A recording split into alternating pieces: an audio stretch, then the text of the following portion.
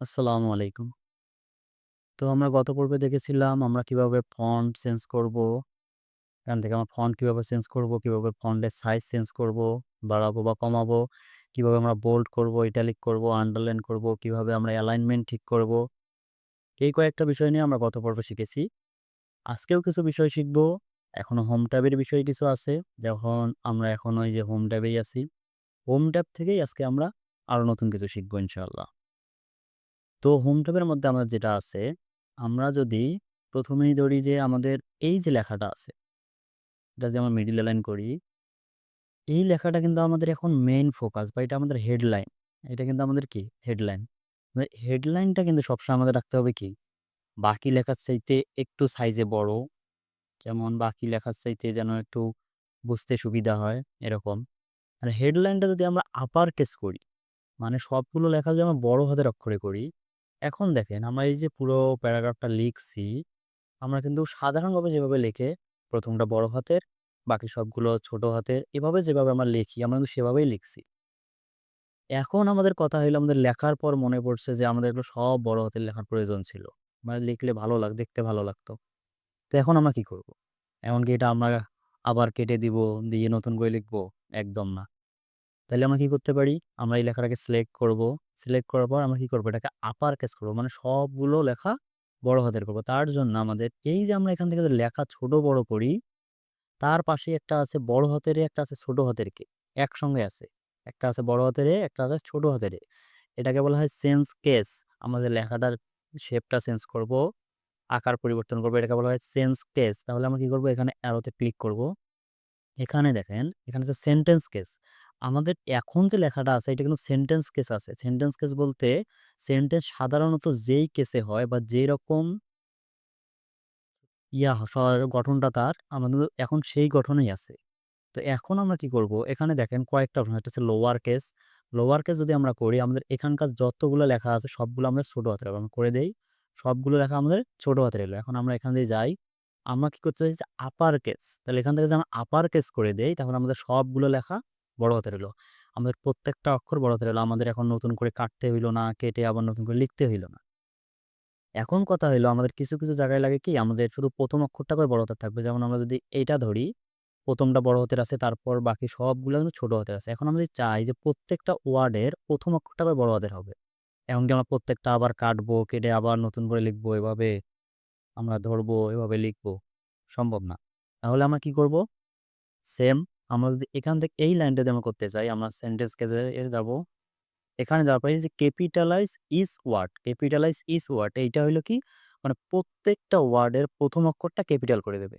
প্রত্যেকটা ওয়ার্ডের ১ম অক্ষরটা ক্যাপিটাল করে দেবে। তাহলে এটা যদি আমরা করে দেই দেখেন। প্রত্যেকটা ওয়ার্ডের ১ম অক্ষরটা করে আমাদের ক্যাপিটাল আছে, বাকিগুলা আমাদের ছোট হাতেরই আছে। ঠিক আছে? তাহলে এটা আমরা কন্ট্রোল জেড করে দেই। এখানে আরেকটা অপশন আছে যেটা এর নিচেরটা আছে যে টুগেল কেস। টুগেল কেস কিন্তু ক্যাপিটাল ইস ওয়ার্ডের উল্টোটা, পুরো উল্টো। মানে এটা কি করবে? এটা ১ম অক্ষরটা করে ছোট হাতের করবে, বাকি সবগুলো বড় হাতের করে দেবে। আমরা করে দেখি দেখ। ১ম অক্ষরটা করে আছে ছোট হাতের, ১ম অক্ষরটা ছোট হাতের, বাকি সবগুলো কিন্তু করেছে বড় হাতের। তাহলে আমরা এখন কি করব? আমাদের যেমন এটাতে দরকার ছিল আপার কেস। আপার কেস হলো আমাদের সবগুলো বড় হাতের। এখান থেকে আমরা আপার কেস করে দিছি।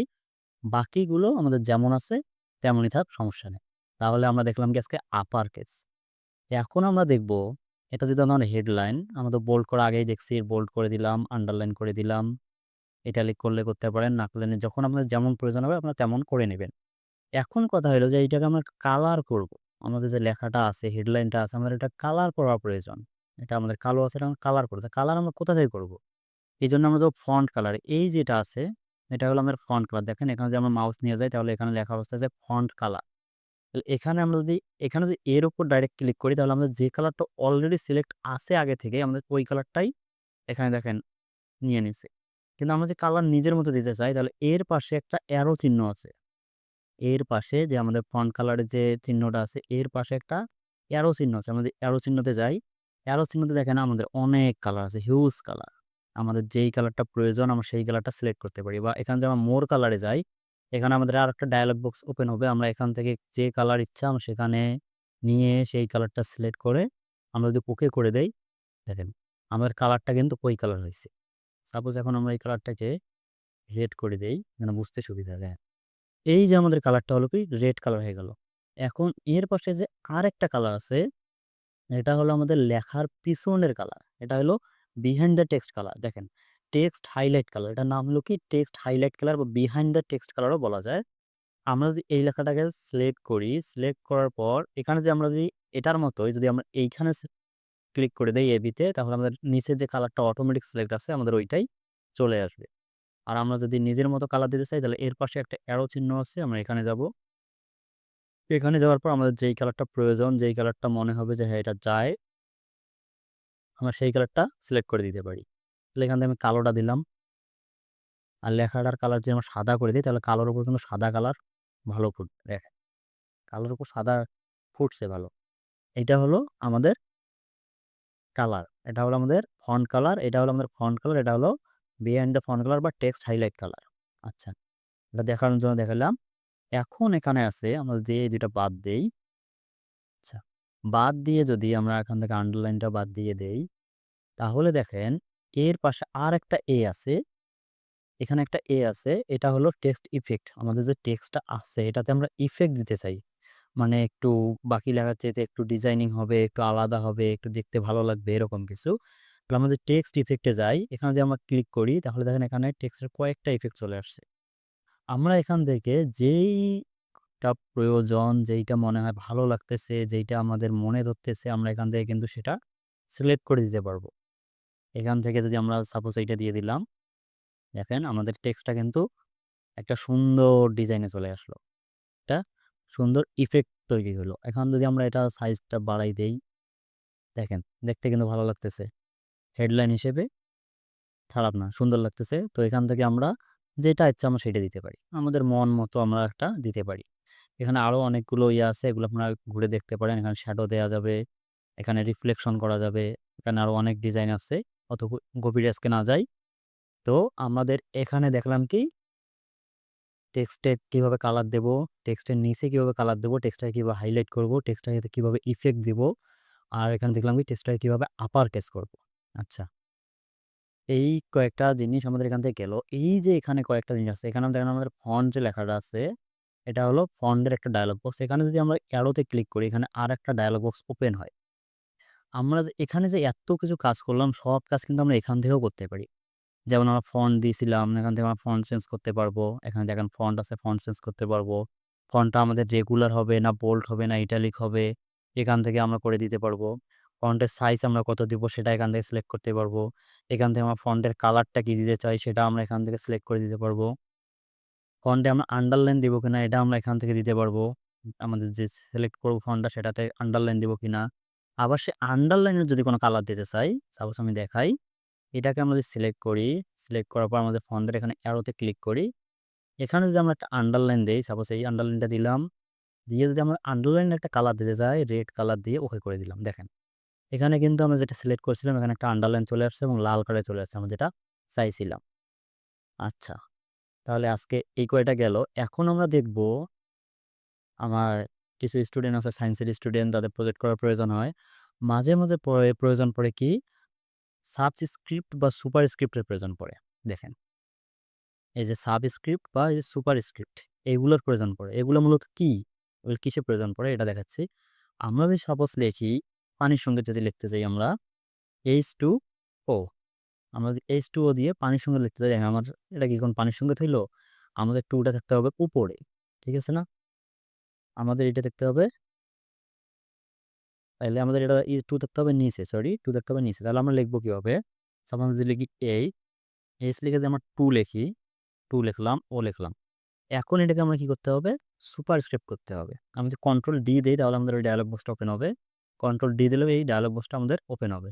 তাহলে সাবস্ক্রিপ্ট মূলত কি? সাবস্ক্রিপ্ট হলো নিচে আর সুপারস্ক্রিপ্ট হলো আমাদের উপরে। মানে আমাদের যে সূত্রের ক্ষেত্রে স্কোয়ার ব্যবহার করি, এটা হলো আমাদের সুপারস্ক্রিপ্ট আর নিচে যেটা আমরা হলো সেটা সাবস্ক্রিপ্ট। তাহলে এখানে আমরা সাবস্ক্রিপ্ট দিয়ে ওকে করে দেই। দেখেন, এই যে 2 টা কিন্তু আমাদের নিচে চলে আসছে।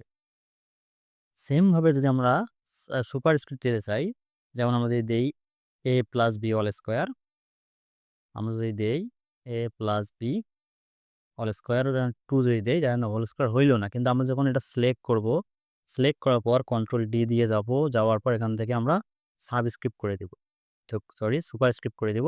সুপারস্ক্রিপ্ট করে দিলে আমাদের দেখেন a plus b whole square হয়ে গেছে।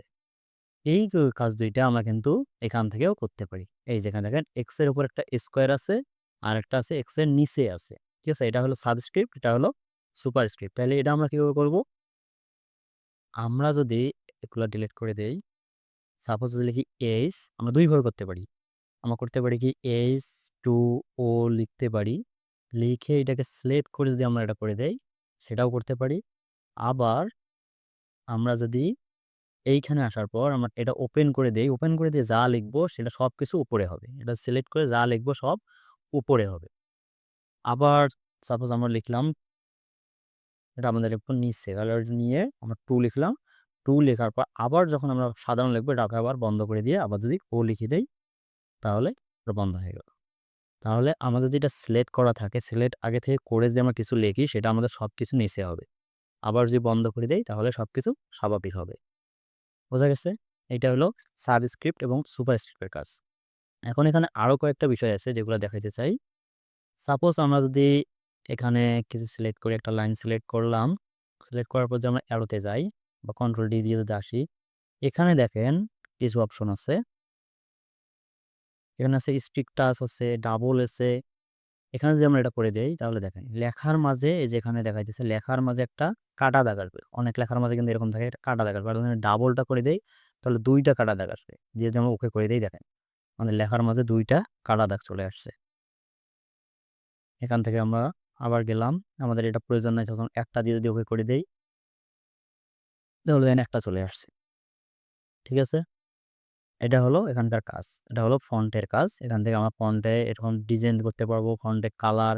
আমরা এখানে ফন্টে যা কিছু করতেছি আমরা কন্ট্রোল দিয়ে ডি দিয়ে ডায়ালগ বক্সটা এনে বা এখান থেকে অ্যারোতে ক্লিক করে ডায়ালগ বক্সটা এনে এখানে আমরা ফন্ট কালার, ফন্ট সাইজ, ফন্টের বোল্ড, ইটালিক, ফন্ট কালার দিতে পারবো, ফন্ট চেঞ্জ করতে পারবো, ফন্টে আন্ডারলাইন দিতে পারবো, সাবস্ক্রিপ্ট করতে পারবো, সুপারস্ক্রিপ্ট করতে পারবো, ডাবল লাইন দিতে পারবো, সিঙ্গেল লাইন দিতে পারবো। আমাদের যেমন প্রয়োজন আমরা সবকিছু কিন্তু এখান থেকে করতে পারবো। আর এগুলো শর্টকাটে করার জন্য কিন্তু আমরা এখান থেকে ওগুলো করতে পারবো। এখানে আরেকটা দেখেন, এই সাপোজ আমরা এই যে সিলেক্ট করে আমাদের এই যে টেক্সট হাইলাইটের একটা কালার দিলাম নিচে, এটা কিন্তু এইভাবে যাইতেছে। আমাদের টেক্সট হাইলাইটের যে কালারটা আছে